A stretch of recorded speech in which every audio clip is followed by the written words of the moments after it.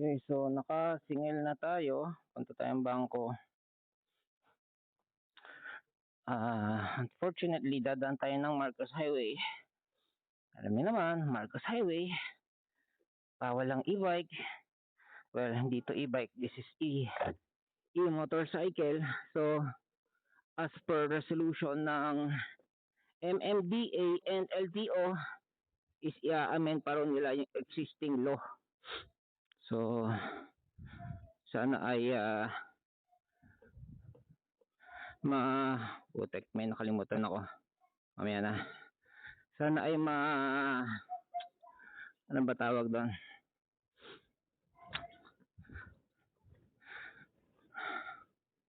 Wala tuloy ako.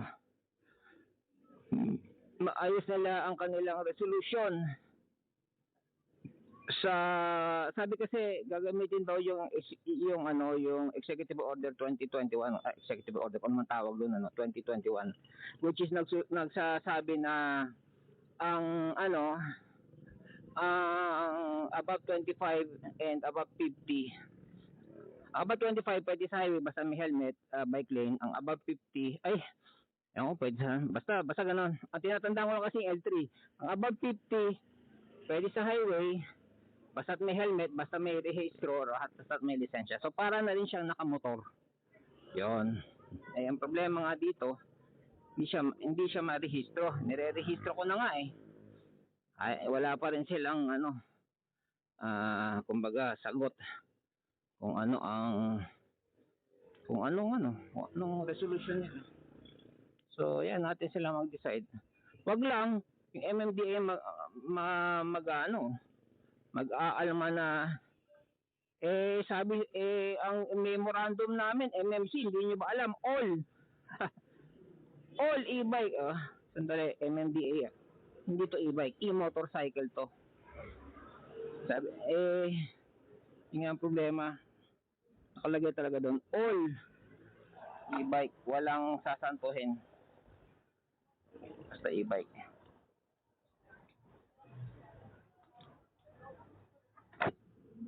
Ayun.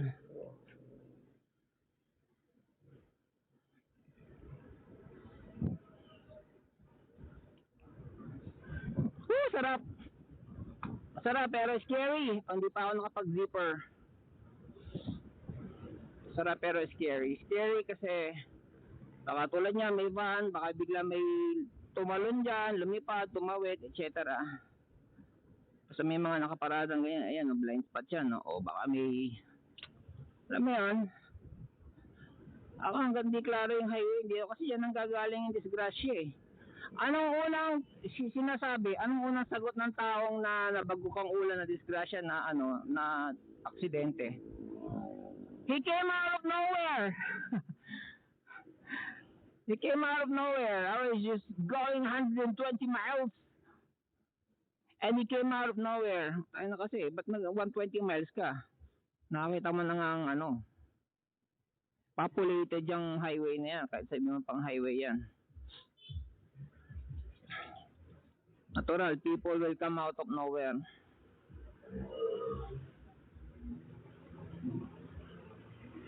Or vehicle, or motorcycle, or animal. Yung sa wild nga, di ba? Sa ibang bansa, merong mga deer, or bear, or anong mga hayop nagka-come out of nowhere. Ikamamatay mo yan, lalo na yung elk. Laki nun yung elk. Laki nun. Teka, Marcos Highway ako, sa diretso lang, okay. Laki nun yung elk. Tsaka putya, na-imagine ko tuloy, ano kaya ang lasa ng karne nun,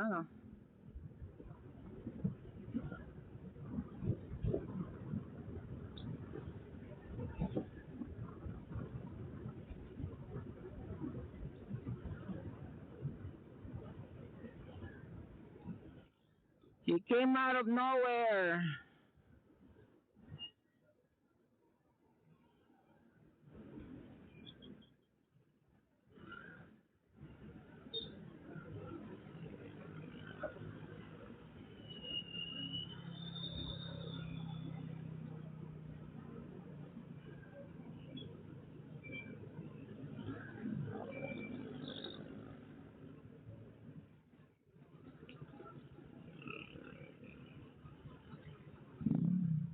Shit, ano ba pangalan nitong ano ko? Cheque ko. Hindi ko nasilip pa, makatabi nga abang malapit-lapit pa ako. Ayun o, registered, 13 Honda. Ah, iba-ibang klase pala yung plate number. Merong rectangle, okay.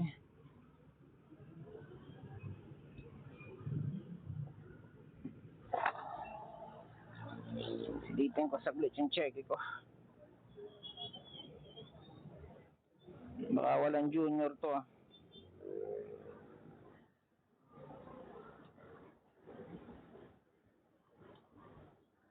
Yan o, engineer talaga. Good job, may junior.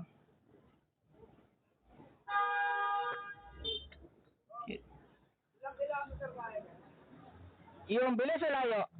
Layo o bilis? Kilometer kaya? Hindi, hindi ko pa naano, bago lang eh. Hindi ko pa testing. Pero ano kami, nagkwenta kami, 40 kilometers, kaya pang dalawang balik pa. Oh, so ha? Oh, full charge oh. So mga 120. Ano yan ha? Lithium na yan. Kasi pag binili mo to, ganyan eh, yung lead acid. Kasama sa ride? Oo, kasama na oh. Tapos kapag pupunta, charge na lang. Oh, may fast charger to, 1 mAh power ko na. Para ka lang kumain. Sige, ha? Hindi ako makahataw dito eh. Nakatakot eh. Pero may ha? Kaya. Oo. Pag yung standing, yung center stand, hanggang 200 sagad na to. Oo. Pero iba pa rin may load. Oh, rectangle. Hindi ako makataw dito. May nag-u-turn dyan eh. Ayun, oh, hanggang 90 lang record ko dyan. 90. Hindi sinasagad. Delikado eh. Tingnan. Eh.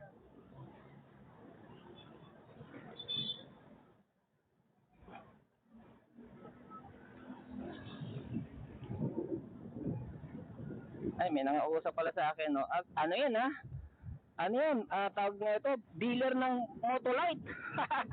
Dealer siya ng Motolite, pucha. Oh, shit. Paano ko sagutin to? Shit, paano ko to sasagutin?